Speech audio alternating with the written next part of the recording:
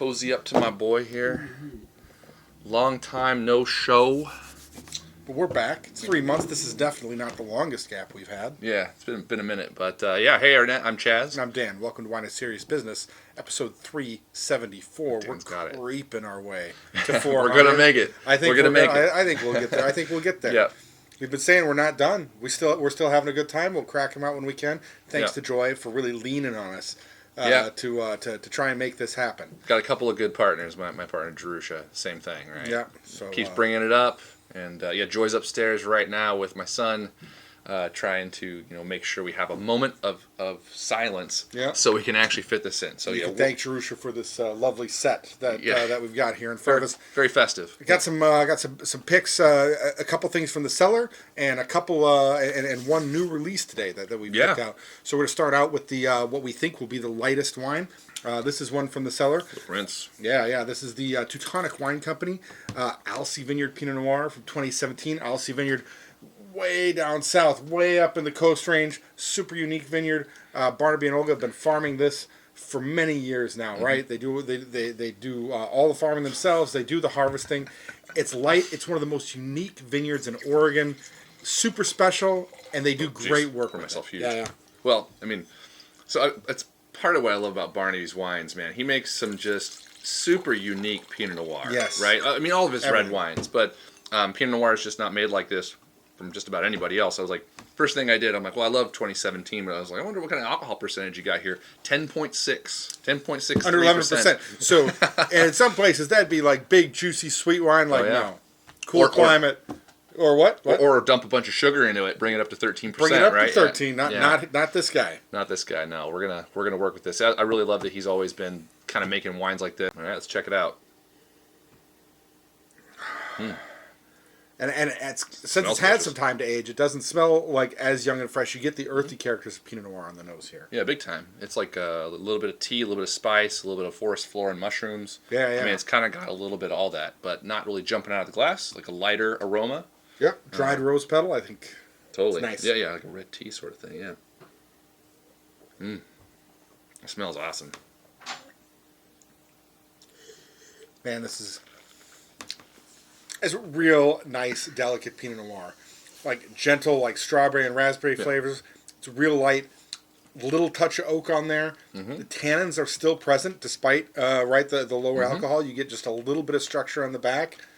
It's really interesting, that lower alcohol, right? Like almost like has like the mouthfeel is unlike other red wines, right? Like it's just lighter, lighter bodied. The tannins come in really late, as well as like an acidic sort of build, in the palate. Oh, there it is, yeah. And but that initial attack is so soft and delicate, and then like with the texture, it's like round and light, and that's really delicious. It's a really nice wine. Cool stuff. I can taste a little bit of the age starting to come through, right? And at 2017, that's 6 years old at this point. With the lighter fruit, that's not a huge surprise. You get a little more of those earthy characters, a little bit of dried leaves, kind of on the back of the palate. Unique style. Awesome. I love drinking this. Yeah. I love this. Check out the Alsea Vineyard when you get it. It's probably, I think, the most expensive Pinot Noir they make, but they do all the farming. Yeah. It's way out of the way. It's a ton of work. It's a really unique piece of Oregon's Pinot Noir scene. Totally. Yeah, it's awesome. So seek it out. Next up. Yeah, so this wine, I just wanted to put on the show because it's like, we haven't had this producer on the show. I've never seen it before. Very new producer. Neil down at Skywater. Yeah, downtown Hillsboro. Great shop. Yeah. Check it out. If you're anywhere remotely near Hillsboro, stop by Skywater. You got to check it out. He's got an awesome selection. He's got an awesome drinking lounge. Like, really feels like something that you would get in a nice place in Portland. It's right here in Hillsboro. It's a really nice place to hang out. Yeah. Anyway, he was the one who first turned me on to this producer with one of the higher end Pinots. I found this bottle. I'm like, it's like $27 retail. Let me give it a try. It's kind of, I think this is like the third or fourth bottle we've had in our house. Oh, wow. Like so of this bottle, because we liked it. So, let me do a little rinse here. This is the 2021 Days Until Harvest Pinot Noir from I'll try it for you Grape first. Ink. Grape Ink. Kind of like the name, not going to lie. So it says it's from the Tualitin Hills AVA. Dan and I checked this out while we were, kind of like Tualitin Hills AVA. That's not one you hear. I don't very think that often. existed when we started the show. I think It didn't that's exist. new I since don't then. think so. Yeah, and then so it's the northernmost AVA in the Willamette Valley. It's like if you're in Banks, you're at what's the lake we were talking about? Hag Lake. Hag So Lake. for local folks, right? Yeah. It goes north of Highway 26. Yeah, right that's up there. up into the hills north of North Plains in that area. So north of Yamhill Carlton. For those of you who aren't in the area, Yeah. Almost up to the Columbia River. So Pretty awesome. Yeah, pretty wild. Yeah. And so just talk a little bit about the vintage. I really like 2021. The 2021s have been treating me so well. Yeah. When I'm somewhere, like we're out having lunch or something, we want a bottle of wine, having dinner, having a bottle of wine, and I see a Pinot Noir that's 2021, I basically I'll skip producer and just go to the 2021 because they're so pleasing now. Like it smells awesome. It's like Oh man, I just went straight to drinking it. No, it's. I mean the rinse was nice. Yeah, right? yeah. And you get some darker character on the nose here. Totally. Like it's almost kind of expressive like Yamhill Carlton, right? Yeah, like a little blackberry. Yeah. Blackberry, dark cherry, a little bit mushroomy though. Like it's got a little bit of that sort of like funky elements of Oregon Pinot that I like. I really enjoy. But just a very nice aromatic nose.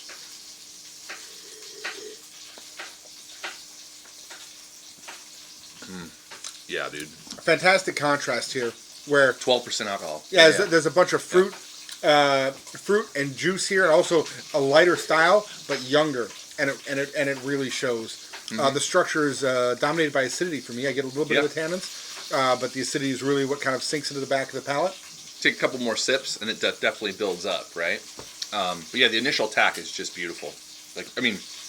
Part of the reason I wanted to put this on the show is that you don't find I feel like this Pinot Noir does pretty dang well for $27 retail, right? So this is delicious for $27. I'd say 30 is the new 20, right? Yeah, 30 is the new back 20. when we started, 30 was definitely like the mid-tier stuff, and I'd say now a bottle of Oregon Pinot Noir that's good for 20 is a gem, like really rare. Really hard to find. Yeah, absolutely. So yeah, this is just let me take a taste. So again, kind of like Teutonic, this gets away with some real subtlety, some real kind of gentle expression, given that it's really low alcohol. So the mouthfeel is somewhat light in the palate. The initial attack is really, really bright. Dark cherries, maybe some raspberries even. I was gonna say blackberry and raspberry was where I was going. Yeah, blackberry, raspberry, absolutely. Yeah. And but man, the acidity is really up front and almost provides a good amount of lift in the finish. The tannins are on the lighter side in the very back end of the palate, and as you drink more and more, they obviously build up a lot. The overall wine here for $27, I think is fantastic. I think it's fantastic value. All right, now we're changing it up on this one. Glassware. Back to another old favorite of ours. Actually, it happens to be another 2017. From Brooks Wine. This is the Cahiers, I think, is how you say it. French words I'm always terrible with. It says that stands for notes and logbooks and things like that. It's wrapped in this beautiful paper that's got writing from Jimmy Brooks' journals, right? So his son Pascal, helped design the packaging and things for this. Yeah. And the cool note about Brooks too. This was made by Chris Williams, who recently handed off head winemaker responsibilities at Brooks to Claire, who's been working side by side with him for a number of years. Awesome. Claire's been making great wines, and it's great to see that continuity in the brand. It's really so. Congratulations, Claire. Congratulations, Chris. What's Chris doing moving now? forward? He's still staying on, but consulting, helping out. So it's like I said, it's great to see the brand continue to grow and progress. Fantastic. This is a really special bottle. I've been holding on to it. Wanted to do it on a show. It took us a long time to get to it, but here we are. Yeah, cheers. Thanks for sharing, dude. Yeah. We should do more shows like this where we just kind of here's a bunch of old stuff out of the cellar, right? Anyway. Yeah. So it's just wrapping. It's unique stuff. It's Oregon Riesling on the nose. There's a little bit of that apple character, right? A little bit of lime citrus, but apple with peel, leaning towards, not a dark red apple, right? But that lighter, not a green apple, somewhere in between. What's your favorite apple these days, Chad? Well, I say it's somewhere between Honeycrisp and a yellow apple. Go. It's like a yellow, like baking apple. Yeah. little yellow green, like one of those. It's like it's not a Honeycrisp, right? No. Not even close. We're No, not even no, in that no. realm at all, which is a very typical descriptor for Oregon Riesling.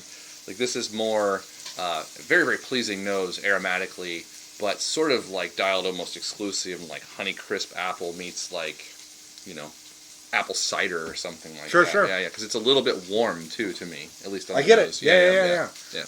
And sometimes you drift into that like a little overripe red apple sort of thing. That's not happening here at all.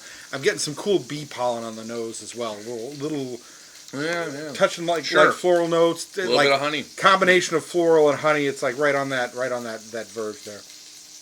What an interesting. So this says it's medium sweet, like right on the edge of medium sweet. It's got the nice graph on it, right? Like I really appreciate when people put this sort of stuff on Riesling because it's really nice to just see it. And so this is in the medium sweet. Like I probably put this in the label like Cabernet, right? But it's also pretty high alcohol for Cabernet.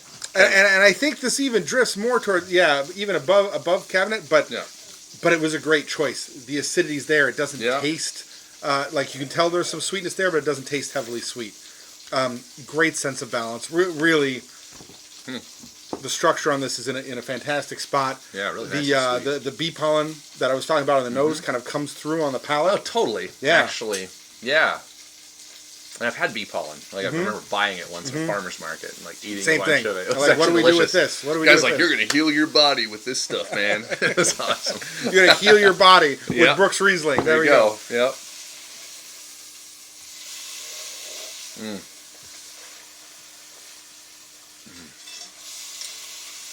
Good apple acidity. That's just really pleasing to drink. Yeah.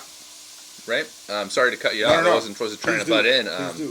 Like from a flavor standpoint and almost texturally, it's just really juicy and delicious. Like very, very to the point. It's definitely very fresh apples.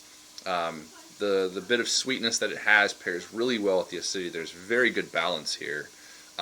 There is some alcohol. Like it's rounder and maybe especially coming from like these have this has less alcohol than it. Yeah, 12. Okay. Can I help you out? Please.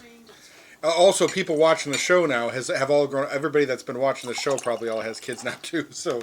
Yeah, that's true. Shout out to you, John Moser. Yeah. Yeah, man. Missed that dude. But, I think I'm actually really glad we sat on this, tasting this now. I'm going to guess this is delicious. That on release the acidity may have been a bit stronger. It may have been a little bit rougher. Maybe I'm wrong, but the integration right now is completely together. The way this comes together, I think this is a great example of what Oregon can do with Riesling. It's distinct. We love the German stuff. This is definitely not a German wine. It's more Alsatian tasting, actually. Yeah. Remember how we've had Alsatian Rieslings that can come off actually very apple. There's zero green apple in it. It's more of the like Honeycrisp, like baking apple sort of thing, and this is. But I feel like it's a distinctly Oregon flavor. Totally agree. Right? Yeah, totally agree. I really like how you describe like the bee pollen or like there's like a honey influence because that shows as well on the palate. Really good overall balance as far as integration between fruit flavors, acidity, and sweetness. You have to like sweet wines if you're going to drink this because the acidity isn't so powerful that you don't even detect the sweetness, at least at this point. Sometimes it happens in aging. It's not a dessert wine though, right? It's not. No. This is very much. You could have this with dinner, and this would be awesome with anything like spicy. This would be actually smoking with anything spicy. But yeah, it's really delicious wine. That's awesome. Yeah. So 3 hits. That's nice to see, especially when pulling from the cellar. We didn't pre-taste these before the show started. No. We just went into it. Yep. So man, I love this. This is I don't know. It's super fun to drink wine like that. Haven't had one in a long time. So. Good stuff. Yeah. Glad to be back. Thanks, Jazz. Yeah. No, thanks for bringing the heat, Internet. dude. Yeah. Thanks, Internet. Thanks, Internet. We'll see you next time.